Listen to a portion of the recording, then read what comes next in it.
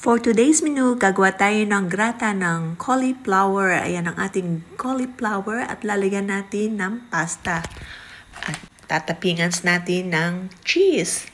Lalagyan din natin ng cream and eggs. So, start na natin. So, pakuluan natin na ang ating cauliflower. Ayan. So, habang pinapakuluan natin, lagyan na natin ng asin para maging malasa na yung ating cauliflower. So, yan, dito na rin natin pinalambutan ng ating pasta sa pinagpakuluan ng ating cauliflower. So, ito na yung pinalambutan nating cauliflower. Ayan, paghiwa-hiwalayin natin.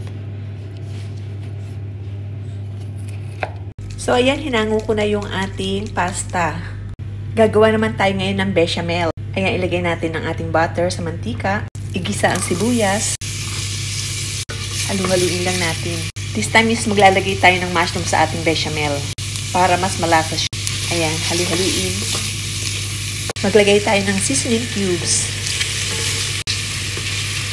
Maglagay tayo ng harina. Ayan, i-toast lang natin yung ating harina kasama ng ating sibuyas at ng ating mushroom. So, ayan, lagyan na natin ng milk. Depende kung gaano kadami ang gagawin yung bechamel. Lagyan natin ng paminta. Lagyan din natin ng muscad, asin. And now, hintayin na natin lumapot. So, ayan, ready na yung ating bechamel. Palamigin muna natin. Tapos, islalagyan natin ng isang eggs bago natin ilagay sa ating cauliflower at sa ating pasta. So, ito na yung ating egg. Atin nang ilagay sa ating bechamel. Haluin lang natin. Imimix ko na dito yung ating pasta. Ayan. Now, ilagyan na natin ang ating cauliflower.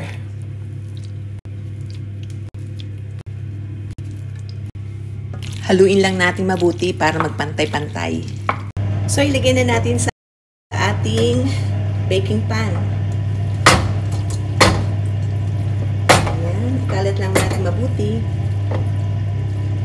Ayan, kunin natin lahat para mailagay natin sa ating tray. And after is ikalat natin mabuti para mapantay ang kanyang thickness sa ating lalagyan o lutuan.